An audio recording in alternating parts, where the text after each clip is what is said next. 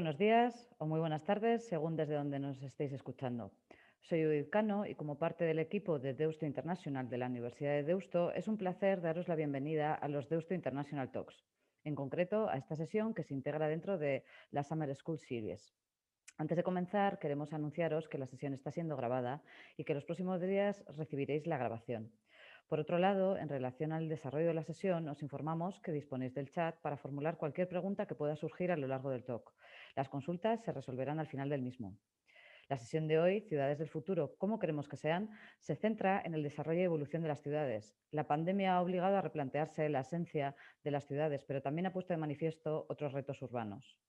Por tanto, se hace más necesario que nunca plantearse el modelo de ciudad que queremos para nuestro futuro. El diálogo de hoy ahonda en esta pregunta y en posibles alternativas que le den respuesta. Entonces, para tratar todo ello, contamos con 3 personas expertas en la materia. Ivonne Uribe, alcalde de Galdacano entre 2011 y 2019 y emprendedor en innovación tecnológica, junto con María Jesús Monteagudo, investigadora de la Deusto Cities Lab y profesora de la Facultad de Ciencias Sociales y Humanas de la Universidad de Deusto, con dilatada experiencia en el estudio del fenómeno del ocio y su impacto en el desarrollo humano, junto con Roberto San Salvador del Valle, actualmente director de la Deusto Cities Lab en la Universidad de Deusto también, donde ha ejercido como director del Instituto de Ocio y vicerrector de Comunicación, Plurilingüismo e Innovación Social, a quien cedo la palabra. Gracias, Roberto. Arratsaldeon, Judith, Arratsaldeon, Ivonne, María Jesús, y también saludos para todas las personas que estáis ahí, pues esperando para compartir con nosotros pues esta conversación que queremos mantener, ¿no? Bueno, yo en primer lugar quisiera compartir con vosotros, con Ivonne y María Jesús, esta sensación que tengo de que en este momento me da la sensación que las ciudades están como en un gran agujero de incertidumbre, ¿no? Parece como que nos da miedo pensar un poco en el futuro. Por otro lado, los problemas actuales son de una magnitud tan grande que no sé si compartís, hay una cierta incertidumbre, ¿no? ¿Cómo lo veis? Sí, bueno, es lógico, ¿no? Seguramente la pandemia tiene un efecto introspectivo con respecto a las ciudades, ¿no? En el que hemos empezado a mirar nuestro alrededor más inmediato y, claro, se realzan las fortalezas que tienen las ciudades, pero también quedan al descubierto sus flaquezas, ¿no? Y eso va a obligar a que las ciudades, quienes las componen, todos los agentes, pues tengan que competir con otras ciudades. Además de la propia pandemia, quizás si sumamos el efecto de la globalización, la fácil movilidad que tenemos para desplazarnos entre los diferentes sitios, si sumamos a eso el hecho de que la tecnología se está extendiendo y que está automatizando cada vez más y más servicios y que eso va a demandar mayor talento, y que el talento va a ser el motor de la economía, quizás me estoy yendo un poco en la inferencia, pero todo eso sumado creo que va a provocar que las ciudades tengan que ser más competitivas entre sí y precisamente en este momento en el que estamos mirando a la propia ciudad y con eso en perspectiva pues genera muchas incertidumbres, ¿no? Hombre, incertidumbres y certidumbres, ¿no? Como las grandes dificultades que se han hecho ciertas como consecuencia de esta crisis sanitaria y también económica que estamos viviendo y que desde luego están ya mostrando sus fuertes y sus terribles consecuencias en todos los ámbitos, ¿no? Pero yo creo que hay que ver también la parte positiva, si la tiene, ¿no? Todo esto, en el sentido de que nos abre un tiempo y un espacio de oportunidades también en la medida en que ha puesto de relieve y de manifiesto toda una serie de cuestiones que yo creo que ya estaban ahí, como en muchos casos ya hemos hablado, pero que se han magnificado y que se han evidenciado de una forma absoluta, ¿no? Entonces, creo que es un momento de cambio, de auténtico cambio y de una oportunidad para la mejora y la transformación social. Es como el momento en el que o actuamos y este es el momento o se nos va a pasar el tren y tendrá consecuencias también, ¿no? Es un momento para efectivamente plantear el tipo de reflexiones que implica esta iniciativa, ¿no? Yo por eso cuando estábamos preparando un poco esta sesión, recordáis que os insistía un poco en esa idea de que yo creo que la pregunta no es tanto cómo van a ser las ciudades, sino cómo queremos que sean, ¿no? A mí me parece que hay un cierto determinismo histórico, ¿no? En la pregunta de cómo van a ser las ciudades. Y además me parece que nos hacemos trampas, ¿no? Porque según a quién le preguntemos, pues lógicamente se va a posicionar muy bien en ese futuro, ¿no? Si nos preguntan a la universidad cómo va a ser el futuro, para nada dudamos de que en ese futuro de ciudades las universidades van a estar presentes y van a tener un rol fundamental. Y estoy seguro que habrá quien no lo piense así, ¿no? No sé, yo creo que tendríamos que pensar más en cómo queremos que sean las ciudades para condicionar un poco más la realidad, ¿verdad? Sí, Sí. sí. Adelante, adelante, Ivonne. No, no, por favor, María Jesús.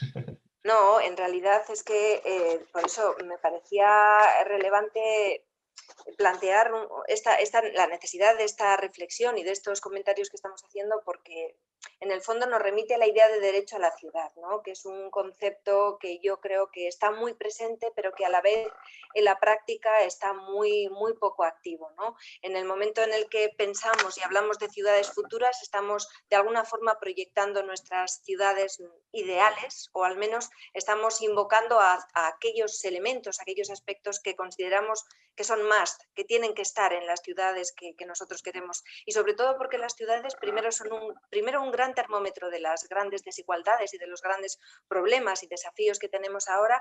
Y segundo, porque también son un auténtico reflejo, yo creo, de quiénes queremos ser, de qué tipo de valores, qué tipo de relaciones queremos mantener, qué tipo de espacios son los que queremos que nos rodeen, y sobre todo en el fondo estamos hablando de qué tipo de modelo de progreso y modelo de desarrollo queremos, por el que apostamos y el que queremos tener, ¿no? Que quizá diste un tanto del que tenemos ahora, y por eso entiendo que es un espacio de oportunidad, ¿no?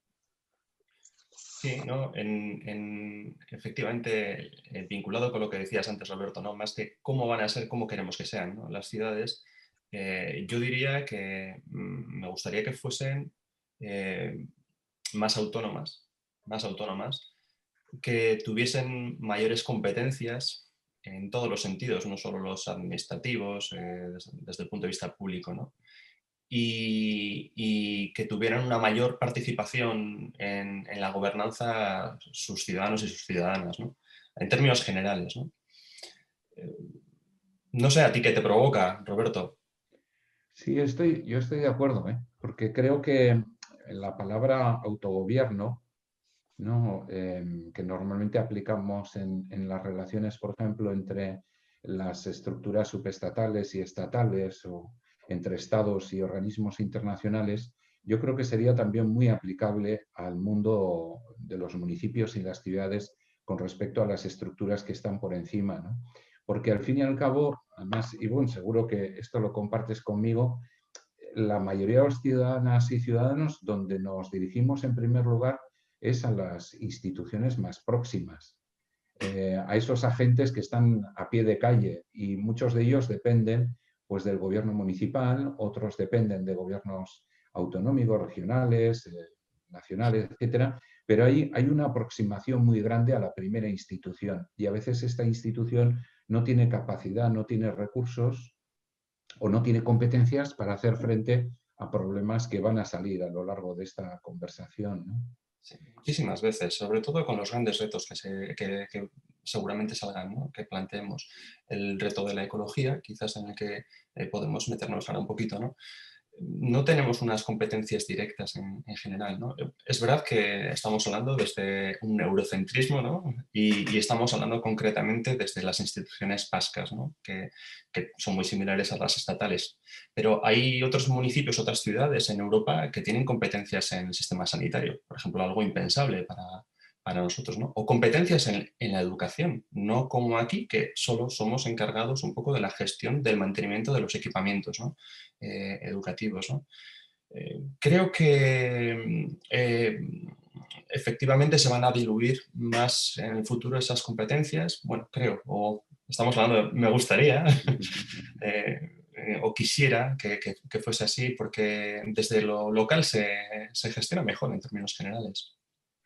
Y ahí, bueno, una pregunta. Cuando planteabas ahora, por ejemplo, el tema ecológico, el tema medioambiental, ¿dónde crees que tenemos ahí la China en el zapato? ¿Dónde ves un trabajo a hacer en las ciudades y municipios y gobiernos locales de aquí a 10 años? Bueno, el más evidente yo diría que es el tema de los residuos. El tema de los residuos, la separación de los residuos. Creo que es... además es que es muy paradójico porque tiene un coste enorme de gestión para los ayuntamientos, para la ciudadanía, que es al final quien paga las tasas y los impuestos con los que se financia la recogida de los residuos y el tratamiento de los residuos. Y sin embargo, al mismo tiempo, evidentemente tiene un impacto medioambiental, pero sin embargo se incide poco en ello, ¿no? O se incide más desde atrás, ¿no? Desde la separación, cuando ya se ha recogido, cuando ya se ha llevado a diferentes vertederos, etc. Yo creo que es uno de los grandes retos, ¿no? El segundo reto, evidentemente, no sé, María Jesús, qué opinará. Las grandes fuentes de emisiones de contaminación de CO2 es el vehículo privado, y algunas industrias en particular, y luego el agua caliente sanitaria, ¿no? Bueno, más que el agua caliente sanitaria. Sí, el ACS, sí, el agua caliente sanitaria, ¿no? Cuando la tendencia cada vez va a ser a que haya mayor calor y quizás una menor necesidad de empleo de estas fuentes. Dejo un puntos suspensivos, ¿no? No sé, yo creo que esos serían los tres principales retos que habría que abarcar desde las ciudades. No sé qué opináis. A ver, yo la verdad es que no soy ninguna experta en tema de medioambiental, pero desde luego sí soy ciudadana y ciudadana responsable y concienciada, creo. Y creo que el tema de los residuos coincido absolutamente que es uno de los grandes problemas, junto con el agua, la movilidad, etcétera. Y creo que por ejemplo, en el caso de los residuos es fundamental no solamente pensar en cómo desechar o cómo reciclar o cómo tal, sino también cómo producimos, ¿no? Es decir, cómo podemos evitar reducir la cantidad de residuos que generamos, y también esto me hace pensar en cuestiones de consumo, ¿no? Yo creo que la ciudadanía tenemos, yo creo que una parte muy importante de responsabilidad, una cuota de responsabilidad muy relevante a la hora de tomar decisiones en el consumo, ¿no? Es decir, no es lo mismo, cada acto, cada decisión que adoptamos al respecto de cualquier cosa, ya sea consumir en un comercio local, en una gran superficie, un determinado producto u otro que viene de Chile, pues eso tiene consecuencias. Y creo de alguna manera que, bueno, pues que tenemos que tomar decisiones conscientes, responsables y absolutamente en las que tengamos claro que, bueno, pues que como decía José Esquinas, que es una persona que a mí me gusta mucho, que es un exdirectivo de la FAO, hay que convertir nuestro carro de la compra en un carro de combate, ¿no? Y esto significa que nosotros, que la ciudadanía tiene una gran capacidad de agencia, es decir, que podemos contribuir a la transformación y al cambio de cosas que están en nuestra mano, ¿no? ¿Y seremos capaces de hacerlo sin que hayan cambios legislativos? ¿O seremos capaces de hacerlo como colectivo concienciado? Bueno, yo ahí tengo esperanza, ¿no? En alguno de los últimos laboratorios que hemos venido haciendo en Deusto Cities Lab, centrados sobre todo en el colectivo de personas jóvenes, lo que hemos visto es que hay un atisbo ya de cambio de paradigma en las cortes de edad más jóvenes, ¿no? Y en ese cambio de paradigma, uno de los elementos más asentados es su reivindicación de un ecosistema más sostenible, ¿no? También es verdad que luego esto hay que verlo, como bien apuntaba María Jesús, en cómo se lleva a la práctica, al hábito cotidiano, porque a veces a mí me da la sensación de que la inmensa mayoría de la ciudadanía tenemos claro una serie de valores y referencias, pero nos cuesta mucho llevarlo a la práctica, nos cuesta mucho el lunes a primera hora de la mañana, lloviendo, etcétera, dejar el coche en el garaje o optar por transporte público o optar por ir andando o optar por ir en bicicleta, Entonces hay cosas como que se nos van quedando, o consumir productos de kilómetro cero y no tirar por productos muy llamativos, pero con unos envases pues muy costosos, muy sofisticados y con una logística que además ni siquiera corresponde a un mercado internacional justo, ¿no? Entonces yo creo que sí hay un trabajo de contradicción. Ahora, yo quería compartir con vosotras una idea.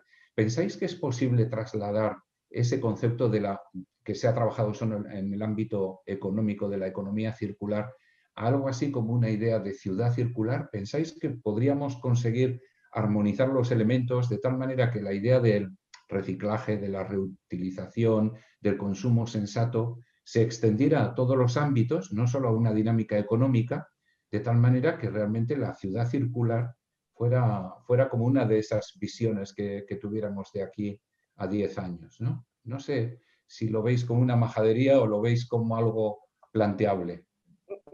De hecho, yo lo veo como el único camino. Es decir, la economía no es un ámbito, no es un vaso no comunicado con el resto, sino que la única manera de que la sostenibilidad y el desarrollo urbano sostenible tenga realmente visos de realidad es cuando esto sea una filosofía que impregne absolutamente todo y todos los sectores y todos los agentes que formamos parte de las ciudades, ¿no? Porque si no, son acciones unilaterales, lo mismo que decía con los residuos. O sea, si nos focalizamos en el después, pero no pensamos en el antes, pues seguramente estaremos haciendo un esfuerzo vano e insuficiente para resolver el problema.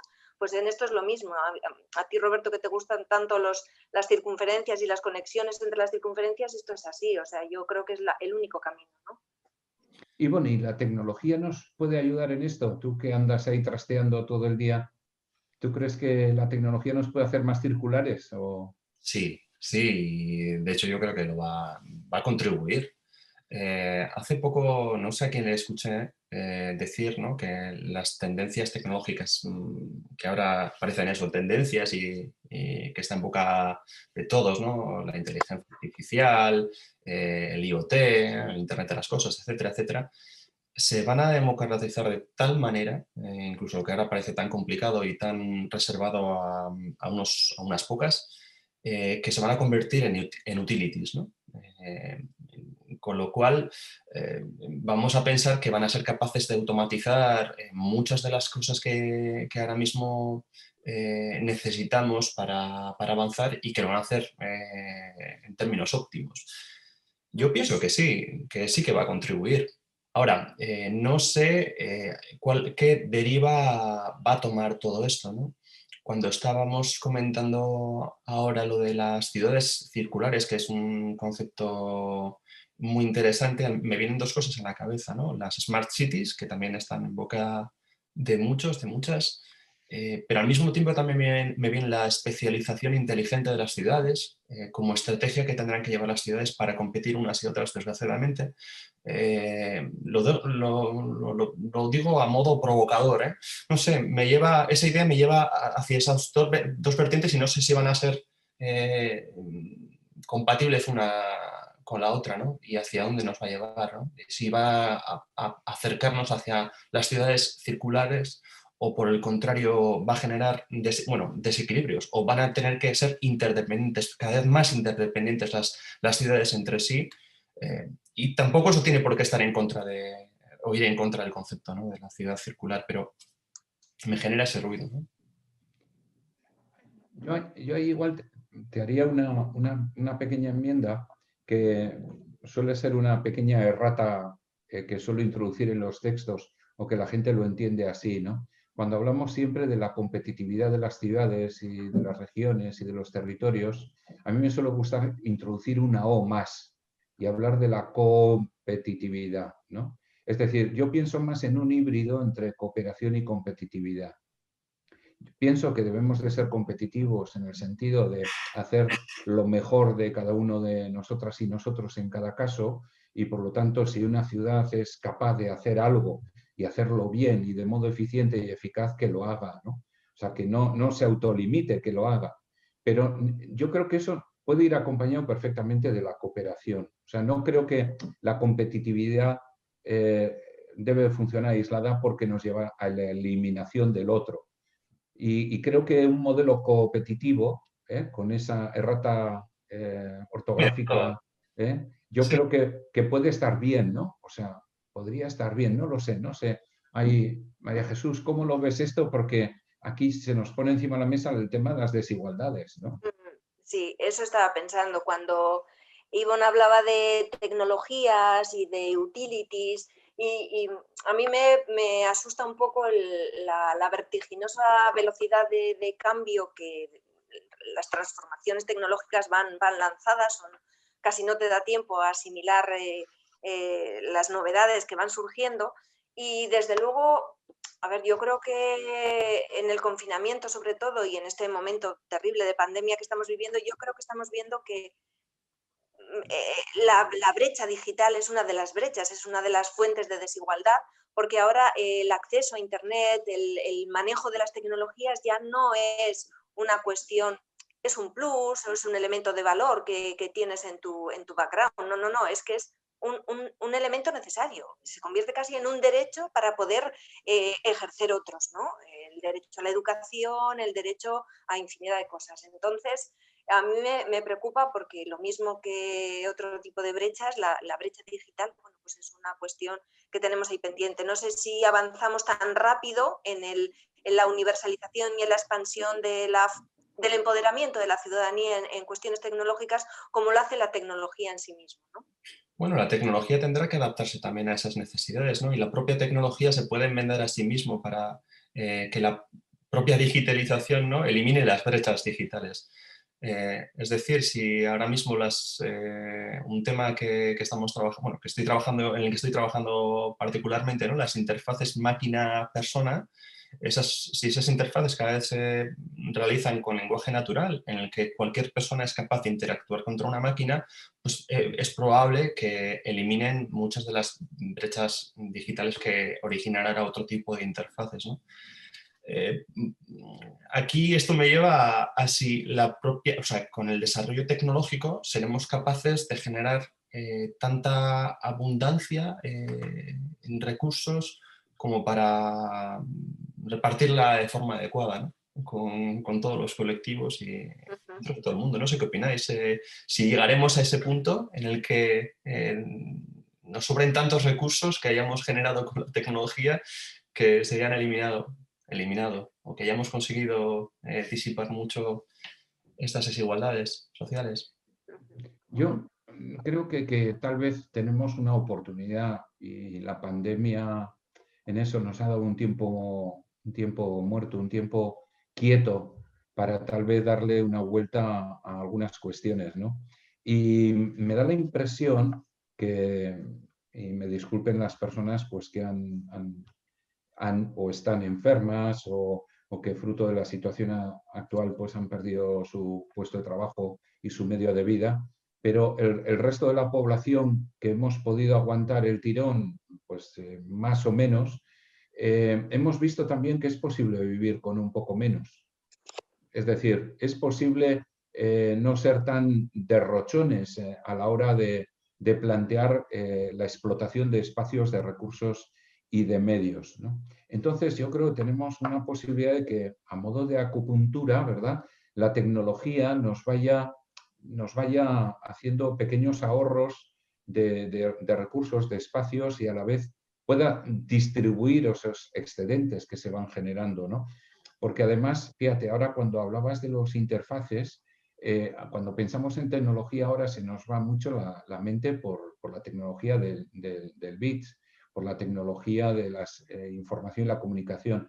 Pero a mí en esta última temporada me tiene asombrado los avances tecnológicos que se han producido en el átomo, en la materia, en la modificación de los materiales. O, por ejemplo, ya ese campo de la neurociencia en que estamos entrando en algo ya que no es solo tecnologías TIC, sino al entrar en la neurona te aparece inteligencia artificial, robótica y toda la industria, o sea, toda la tecnología que se ha desarrollado en torno a la genética, ¿no?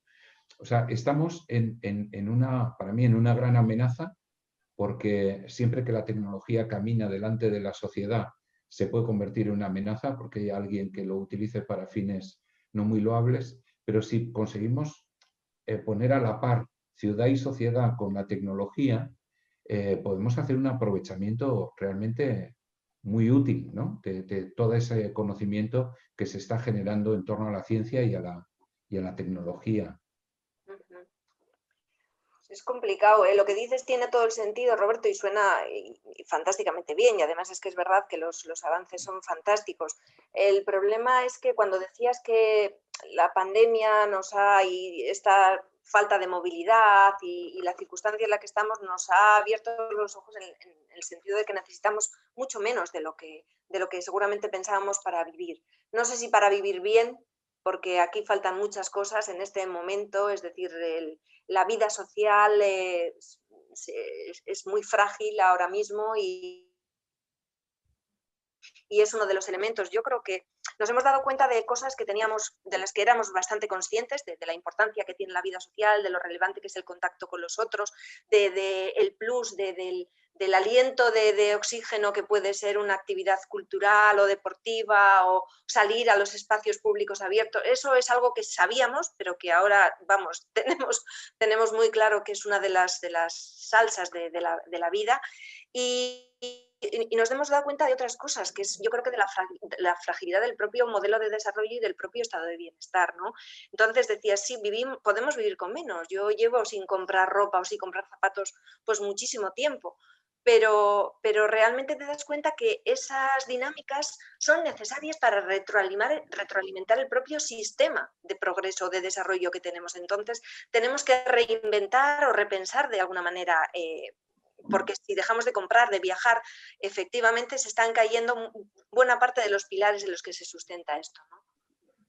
Lo que pasa es que no quería decir que redujéramos, que desaceleráramos todo, sino más bien que el primer mundo global, ¿no? El norte global, de alguna manera bajara el pistón, no para que se dejara de usar o de consumir, sino para responder un poco al interrogante que Ivonne compartía de cómo redistribuir eso, ¿no? Porque seguramente muchas personas que nos están escuchando que no lo están haciendo desde Europa o lo están haciendo desde barrios degradados del propio continente europeo, en este momento estarán pensando, pero este individuo de barbas, ¿qué está diciendo de que podemos vivir con menos? No estoy diciendo eso. Estoy diciendo que quienes vivimos con más podemos vivir con un poco menos para que todos vivamos en un espacio de dignidad. Y eso también movería, dijéramos, ese mercado necesario, esa plaza del pueblo en la que unos venden unos excedentes y otros adquieren cosas que les falta para que al final haya una riqueza compartida. Y luego hay otro elemento que me parece muy importante. Por ejemplo, apuntabas, María Jesús, ya ese mundo de moverse, de la necesidad de viajar, etc. Yo creo que también es importante que no toleremos en esa ciudad deseada, no toleremos el que se pueda comprar cosas por debajo del precio que tienen. Es decir, yo creo que está bien seguir viajando, pero no podemos viajar por debajo del precio real del viaje. Podemos seguir consumiendo cosas, pero podemos consumir ropas, bienes de equipo, bienes de consumo, pero no por el precio, por debajo del precio que tiene. Y eso incluye un salario digno a las personas que lo han producido, a quienes lo han distribuido o a quien lo está llevando a la puerta de nuestra casa, ¿no? Yo creo que ahí hay, por eso estoy pensando un poco en esa redistribución, en esos planos. No que la suma del conjunto de menos seguramente va a dar igual o más, pero el reparto sí tiene que ser distinto, ¿no? No, totalmente. Y luego además yo, fíjate, pensando en la idea de sostenibilidad, ¿no? Y de ciudades sostenibles, que yo desde luego cuando pienso en la ciudad del futuro pienso en una ciudad sostenible en términos integrales. Yo lo que sí pienso es que habrá muchos cambios, vamos a ver en las próximas décadas muchísimos cambios, sobre todo de la mano de las tecnologías en su sentido más amplio, pero también deberá haber cambios si realmente queremos que las ciudades sean sostenibles en términos de actitudes y de comportamientos de la ciudadanía. Entonces, yo siempre he pensado, yo vengo del ámbito sobre todo del ocio y de cómo las personas bueno, pues disfrutan de toda una serie de elementos que son relevantes y significativos en sus vidas, y pienso que un ocio sostenible va a ser necesariamente, siempre lo ha sido, pero nunca hemos sido conscientes de ello ni lo hemos planteado, un ocio necesariamente limitado. Un ocio autolimitado, que venga derivada de la toma de conciencia de la necesidad de entender que el turismo se ha alimentado hasta ahora de recursos que son agotables y que no son infinitos, que tenemos que pensar que si queremos que eso siga ahí, que si queremos que ser respetuosos con el planeta, debemos autolimitar nuestras decisiones, nuestras conductas y nuestras acciones. Estando muy de acuerdo con lo que estáis diciendo ambos dos, yo soy muy escéptico sobre si seremos capaces como colectivo, lo voy a reformular, lo formulo así aunque no está correctamente formulado, que seamos capaces, por pura concienciación colectiva, de tomar ese camino.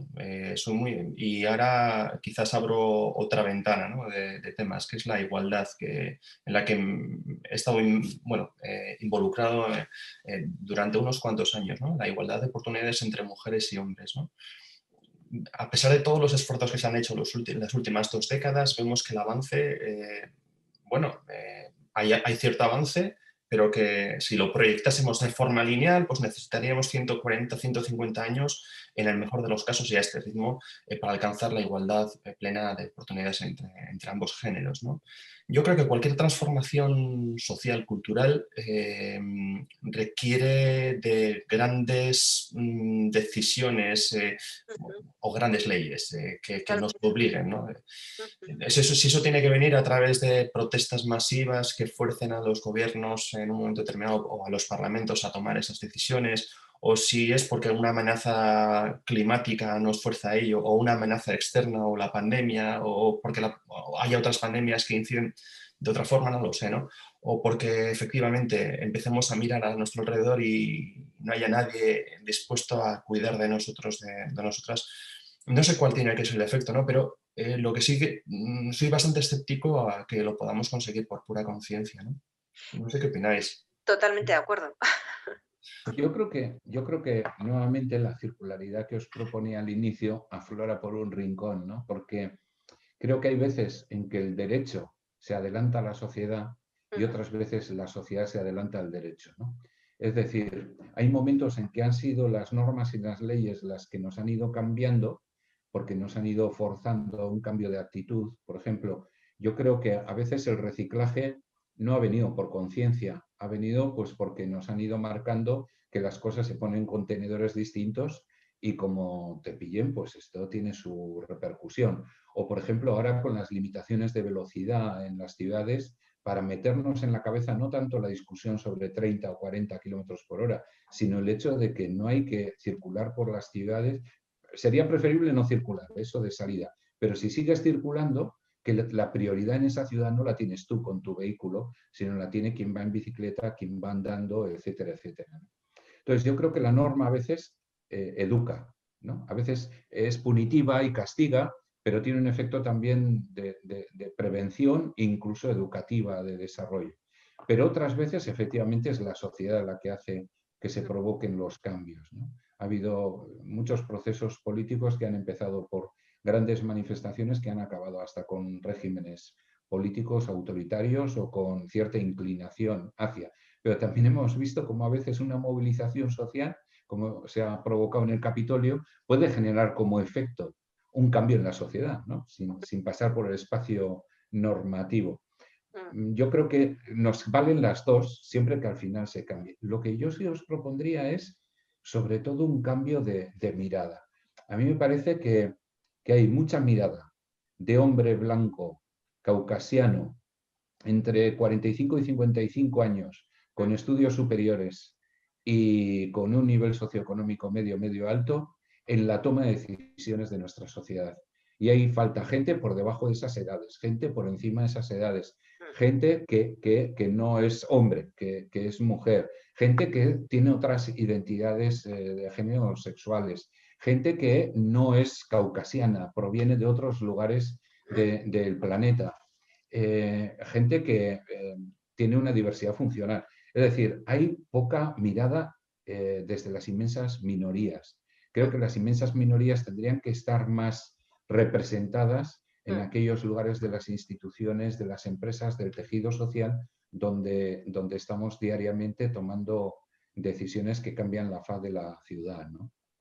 Sí, yo creo que ahí, fíjate, el feminismo ha dado buena muestra de esas miradas más periféricas y absolutamente necesarias sobre todo a través de la voz de los movimientos feministas afroamericanos que, bueno, pues han dicho basta de pensar que cuando hablamos de mujeres hablamos de experiencias de mujeres blancas, de mujeres caucásicas, de mujeres de clase media, de mujeres heterosexuales que bueno, pues viven situaciones de desigualdad, pero que efectivamente no son idénticas las desigualdades que sufren mujeres que son inmigrantes, mujeres que son de razas minoritarias, madres solteras, etcétera, etcétera, ¿no? Y utilizaron el término de la interseccionalidad para plantear esos vasos comunicantes y esas conexiones entre diferentes marcos de desigualdad y condiciones de desigualdad que lo único que hacen es amplificar la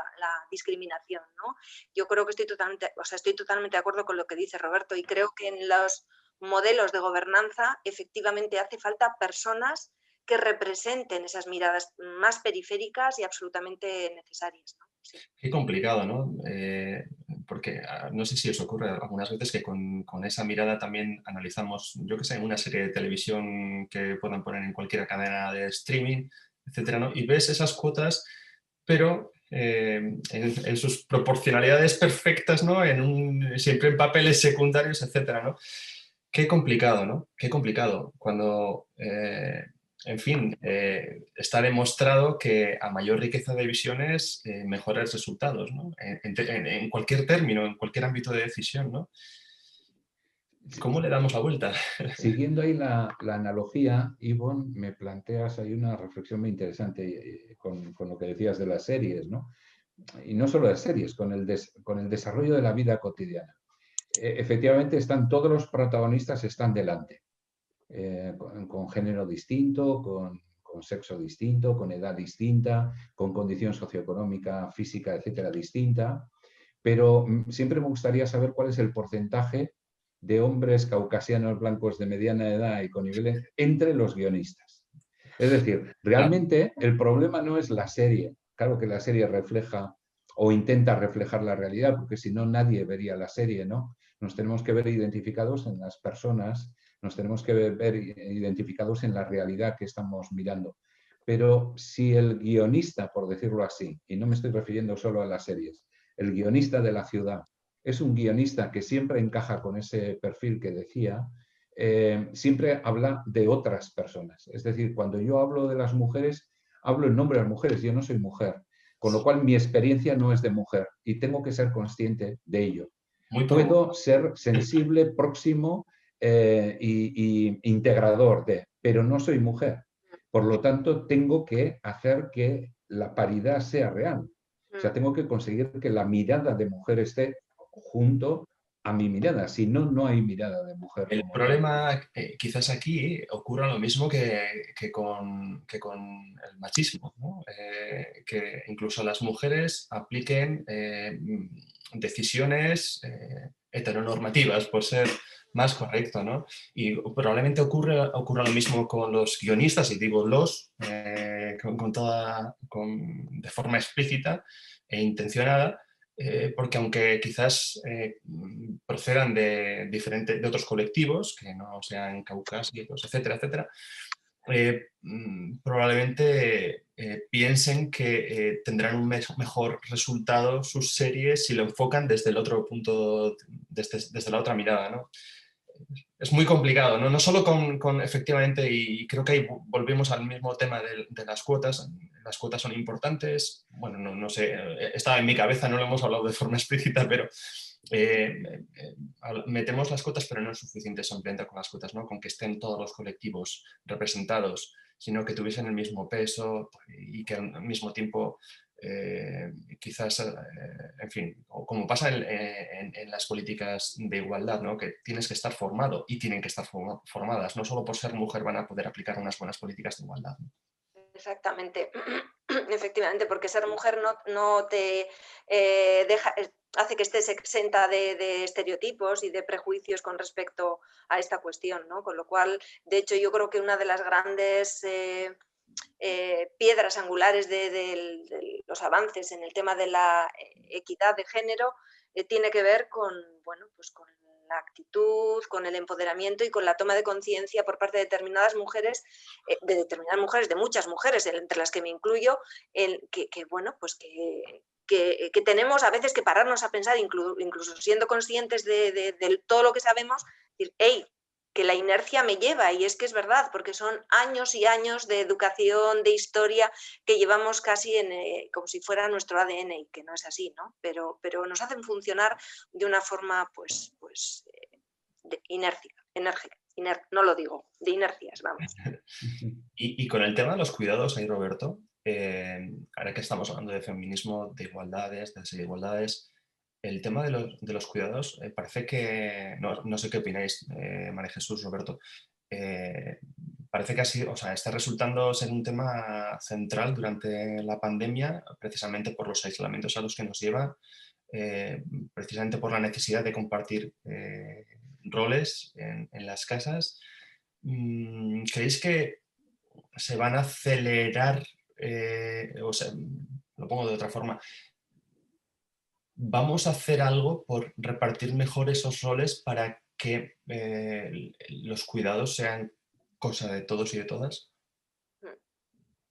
A mí me parece un tema importantísimo, ¿no? La ciudad de los cuidados.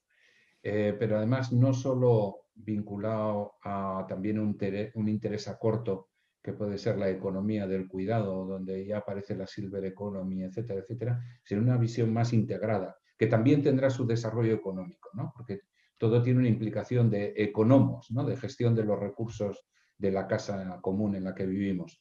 Pero en la ciudad de los cuidados me parece sumamente interesante, porque si analizamos también esa ciudad configurada por inmensas minorías, las relaciones que se producen son tremendas, ¿no? Por ejemplo, yo creo que hay una triangulación maravillosa entre migración, envejecimiento y rejuvenecimiento en nuestras ciudades, que habría que tratar con un inmenso cariño y delicadeza.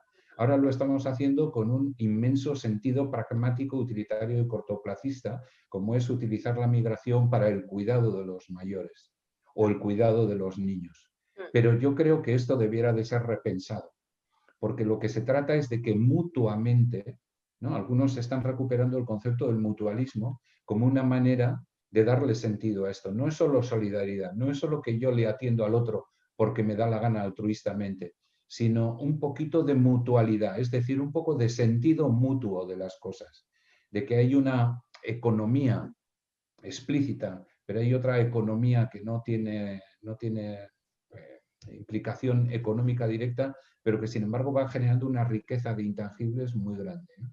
Y ahí me parece que podría haber todo tipo de combinaciones. Desde la infancia que se cuida entre ella, por ejemplo, a mí me gustaría en ese escenario que hablábamos de ciudad, una ciudad donde los niños y niñas recuperaran su derecho a ir solos a sus centros escolares, a sus espacios de ocio, como algunos de nosotros tuvimos la fortuna de vivirlo de pequeños. Me gustaría que los jóvenes tuvieran su espacio de emancipación, porque para eso se han estado formando durante muchos años. Me gustaría que los adultos pudiéramos vivir más desaceleradamente. Me gustaría que las mujeres pudieran participar de un modo equitativo en ese espacio adulto en el que los varones estamos viviendo. Me gustaría que las personas mayores no dependientes pudieran ser muy activos en su presencia social, mucho más de lo que ahora les permitimos, y que las personas mayores dependientes fueran cuidadas de una manera mucho más cercana, mucho más próxima, ¿no? Yo creo que bueno, podríamos seguir con el mundo de la diversidad funcional, podríamos introducir un diseño para todas y todos de la ciudad en base al concepto del cuidado, ¿no? Sí, perdonad, yo creo que igual nos van a cortar. Entonces, quiero decir una cosa que es que se me había quedado en el tintero en relación con las desigualdades y que no sé qué os parecerá, pero lo comparto con toda confianza porque en una de las clases que hablábamos sobre este tema, pues me pareció que la cosa funcionaba, ¿no? Es decir, dejar de hablar tanto de desigualdades, que en concreto en muchos casos nos posiciona y nos sitúa en la tesitura de hablar de otros. Nosotros también sufrimos desigualdades, lógicamente, pero yo tengo que decir que bueno, pues que normalmente hablas de otros. Pero vamos a cambiar el chip y vamos a hablar de privilegios. En vez de hablar de desigualdades, hablemos de privilegios. Y cuando hablamos de privilegios, empezamos ya a cambiar el foco y el foco comienza a colocarse en uno mismo y ya las reflexiones y las consideraciones comienzan a ser distintas. Yo creo que esta es una cuestión así pequeña, pero de verdad que funciona.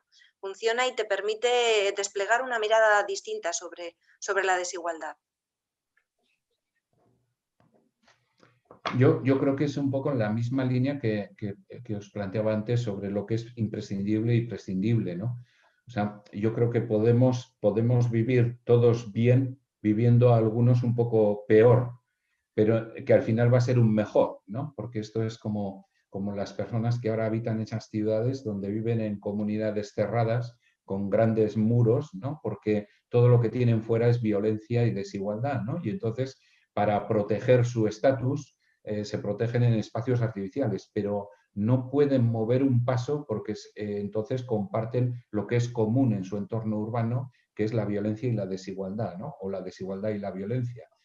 Por lo tanto, yo creo que efectivamente la pérdida de privilegio, por un lado, para mí es reducir un poco esa ventaja de salida que la vida te ha podido dar simplemente por la condición en la que has nacido, el lugar en que has nacido, y sin embargo nos permitiría acabar viviendo mejor todos, porque esa equidad pues realmente permitiría una mayor cohesión. Yo querría también plantearos un tema que creo que no está tan separado de esto, y es una curiosidad que me encontré hace años cuando, rastreando en el diccionario de la Real Academia, me di cuenta que existía el término xenofobia, pero el término filoxenia no estaba recogido, ¿no?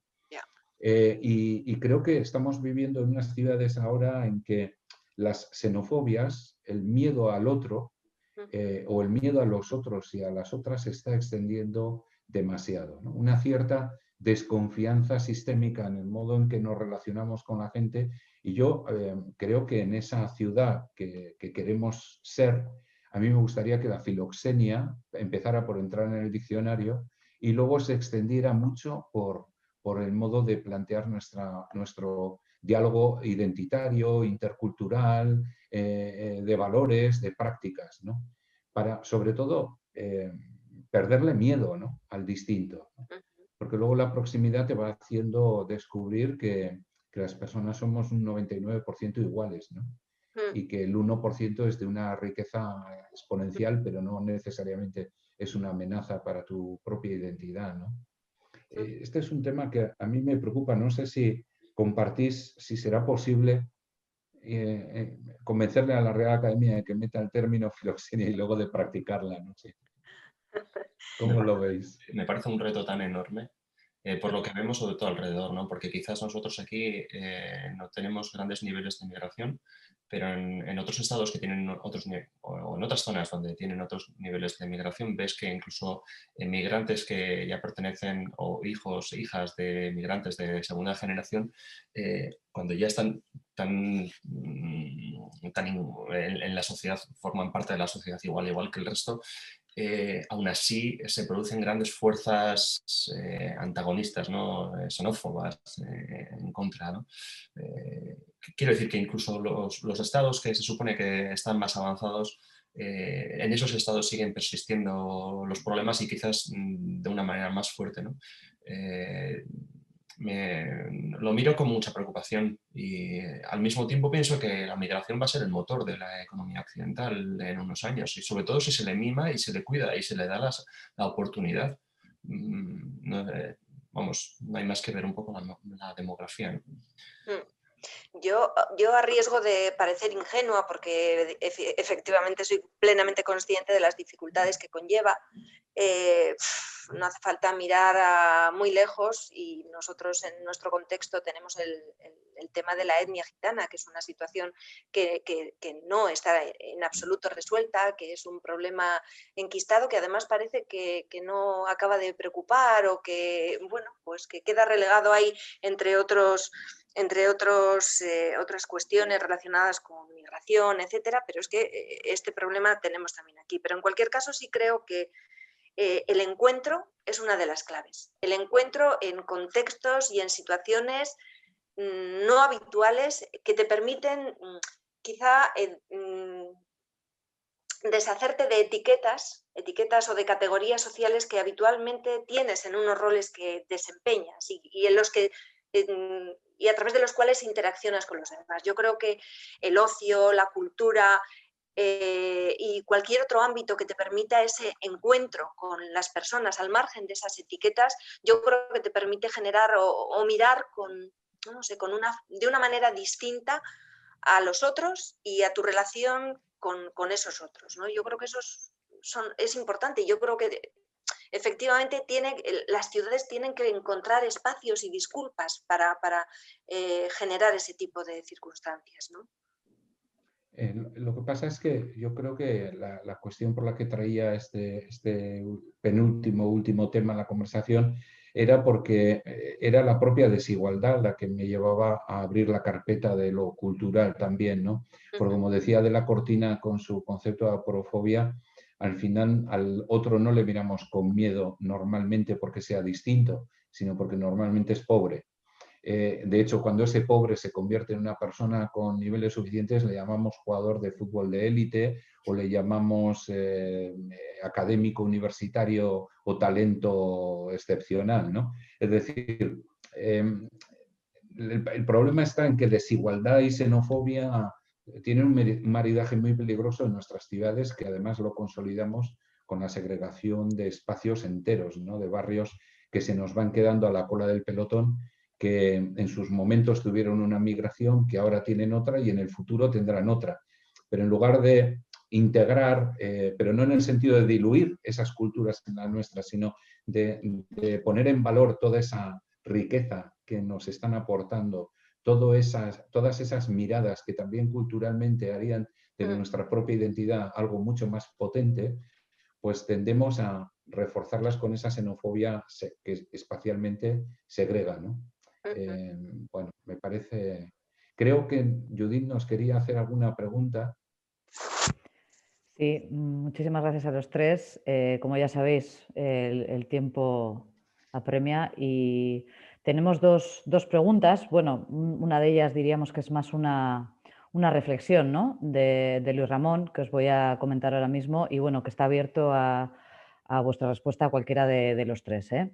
Nos dice Luis Ramón, las ciudades son y serán sus personas y por tanto también sus valores, ¿no? Y nos indica que en su opinión, en ese sentido, no vamos bien en la construcción de buenas ciudades en el futuro.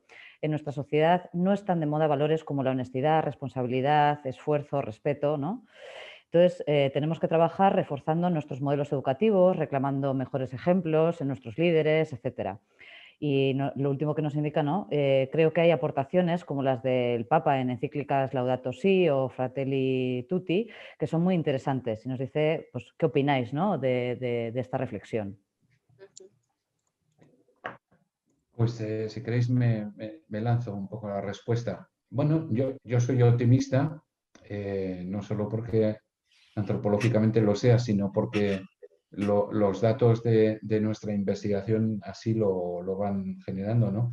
En algunos laboratorios urbanos que hemos hecho y en concreto en el proyecto de Bilbao Balionería, Bilbao Ciudad de Valores, que luego se ha extendido a través de la red de ciudades educadoras a nivel del Estado español y ahora parece que se va a extender también a través de un laboratorio de UCGL, de una de las principales asociaciones mundiales de ciudades y gobiernos locales.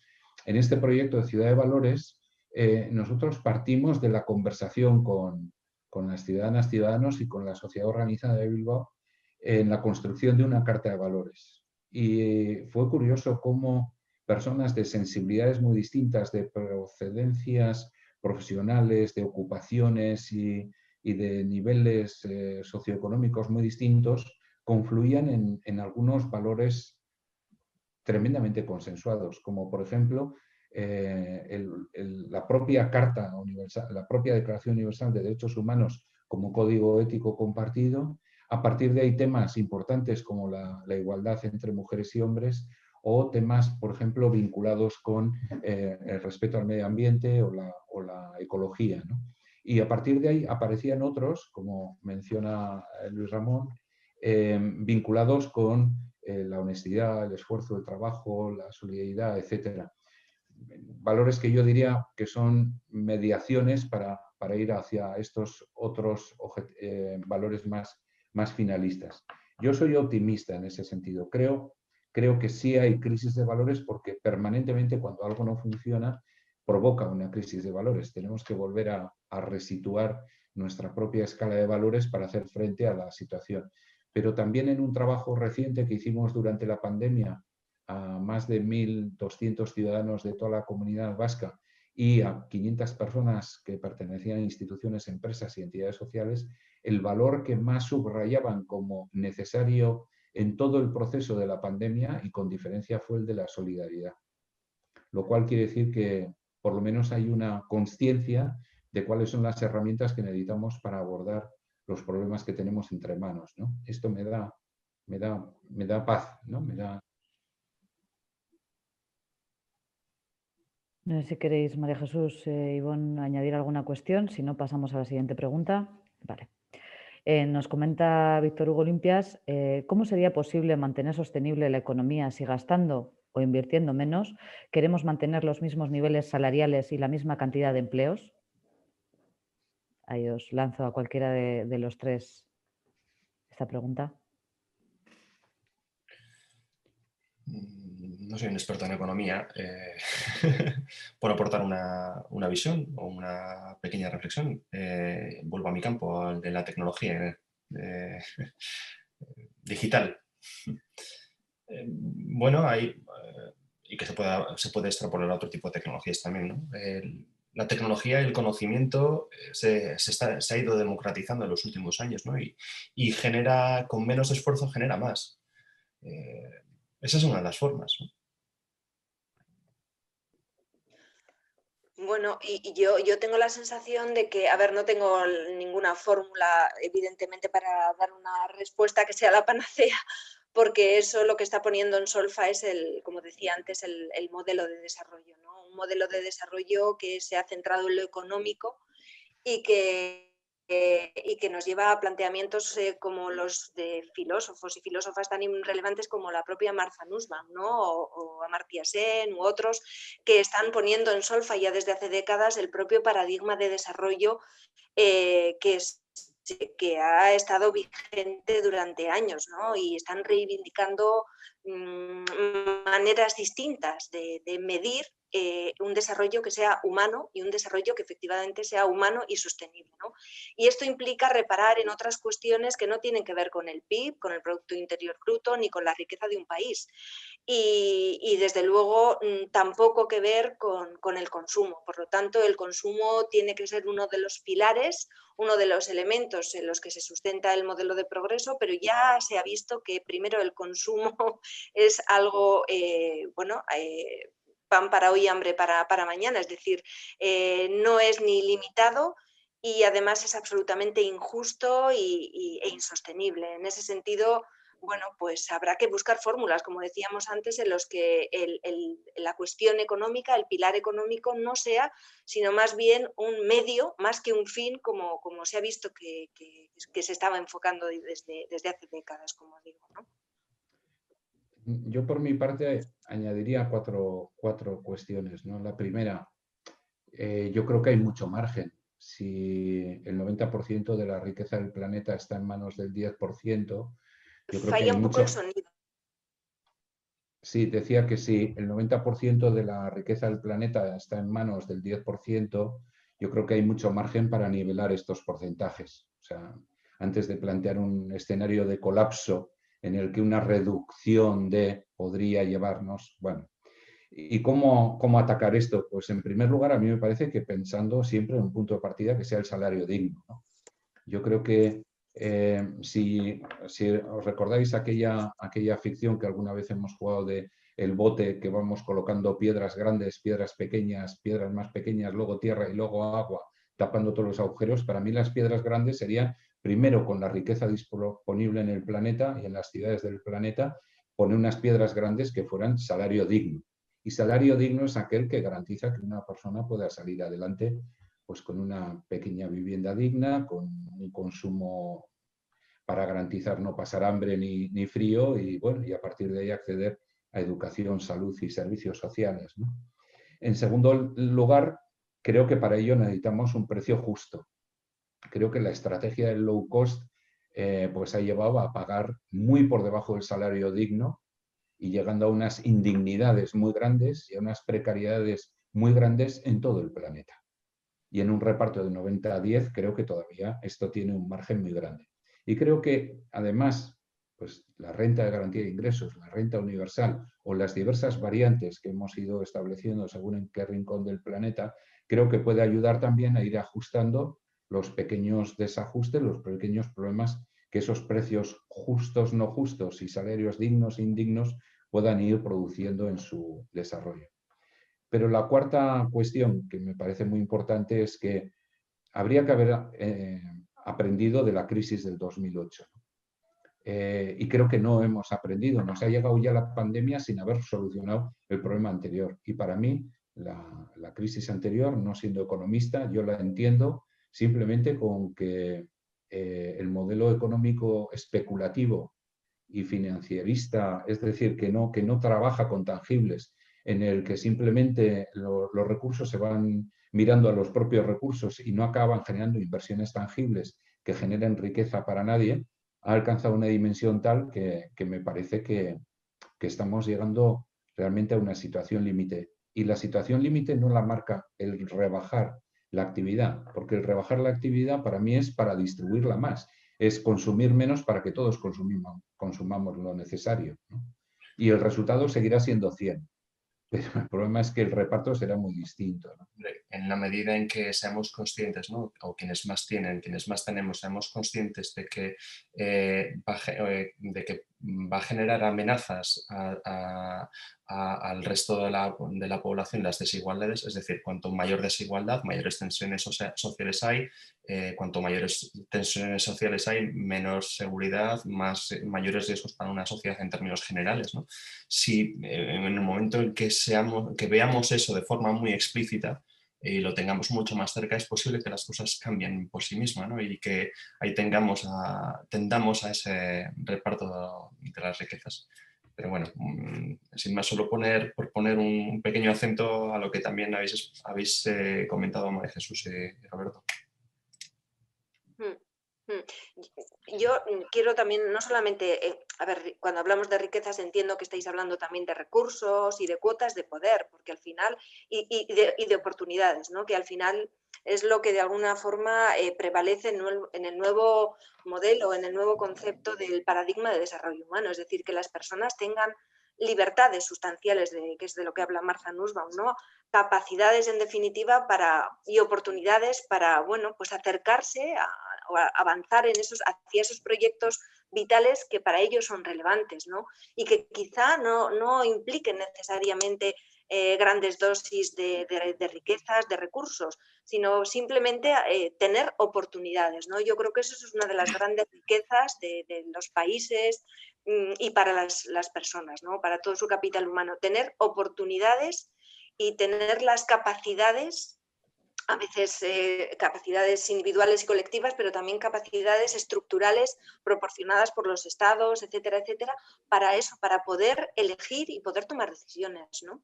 No que tengas que decidir o optar a una vivienda o a un empleo o a una forma, a un estilo de vida que se aleja absolutamente de lo que tú quieres y simplemente es a lo que puedes optar, ¿no? Yo creo que ahí está la auténtica libertad de la ciudadanía. Bueno, tenemos una última reflexión, ¿no? Y una breve pregunta. Nos hablan de esas ciudades deseables que se inscriben en procesos colectivos, participativos, de transición, esas ciudades durables, estructurales, de talla humana. Bueno, que bajo vuestra opinión, ¿no? En vuestra opinión, ¿cuánto tiempo requiere para llegar a esa transición, para tener esas ciudades del futuro, ¿no? No sé si hay una respuesta a esto, pero bueno, ahí os la lanzo. Yo creo que la temporalidad viene marcada por las globaldemias que tenemos entre manos. La globaldemia climatológica o climática nos está marcando un límite. Yo creo que la globaldemia en torno a la crisis sociodemográfica de envejecimiento exagerado en unas partes del planeta y un supra rejuvenecimiento en otras, o los problemas derivados, por ejemplo, de las desigualdades o de los problemas para reubicar el empleo excedente por el proceso de tecnologización o las xenofobias que han llevado a conflictos abiertos en muchos lugares del planeta y en muchas ciudades del planeta, yo creo que nos marcan un tiempo límite. El ser humano se marcó uno como referente simbólico, que era el 2030, tras la experiencia fallida de la Declaración Universal de Derechos Humanos, que desde el año 47 hasta el 2000 no consiguió poner toda la casa en orden. En el 2000 se hicieron los Objetivos del Desarrollo del Milenio, un poco para intentar que hubiera una agenda operativa que hiciera que ese código ético se fuera plasmando más allá de los protocolos de los años 60, pero nuevamente en el 2015 la Agenda 2030 y la nueva Agenda Urbana nos han marcado unas tareas y unos plazos. Pues yo creo que debiéramos aprovechar estos 10 años que nos quedan, porque hay cosas que posiblemente tengan un cierto efecto no irreversible, pero sí cada vez de más difícil vuelta. Y por lo tanto, creo que así debiera de hacerse. Trabajar el tiempo como si tuviéramos 10 años para hacerlo. Nos va a llevar más tiempo, evidentemente, pero por lo menos ponernos a ello para llegar a los 20 o a los 30. Pues sí, perdona, Ivonne. Ahora simplemente reiterar efectivamente lo que trataba de decir antes, no sé si con mucho acierto, ¿no? De compartir, no sé con demasiado acierto lo que quería decir, ¿no? Que las amenazas son las que nos van a guiar un poco, ¿no? Y estoy muy de acuerdo con lo que ha dicho Roberto. Que eso es lo que nos va a marcar un poco. Mejor que nos pongamos una temporalidad. Sin embargo, pues efectivamente, la medida de la amenaza y lo cerca que veamos esa amenaza nos va a obligar a reaccionar más rápido, que es lo que hemos visto con la pandemia, ¿no? Cómo hemos admitido confinarnos en el domicilio durante 2 meses y casi sin registrar, casi. Bueno, pues solo nos queda daros las gracias a vosotros, ¿no? A Ivonne, María Jesús, Roberto, por esta muy interesante sesión. Como vemos, habría tiempo para mucho más, pero tenemos que finalizar. Nos habéis presentado una nueva mirada, ¿no? Que sin duda nos hace replantearnos la ciudad en la que queremos vivir. Seguro que el debate de hoy ha despertado el interés por este asunto y por ello, antes de cerrar, quisiéramos invitar a todas aquellas personas interesadas en cuestiones de desarrollo humano a la sesión informativa del Máster Universitario en Gobernanza para el Desarrollo Urbano Sostenible Ciudad 2030. En el chat podréis acceder a toda la información sobre este evento que tendrá lugar el próximo jueves 25 de febrero a las 6 de la tarde.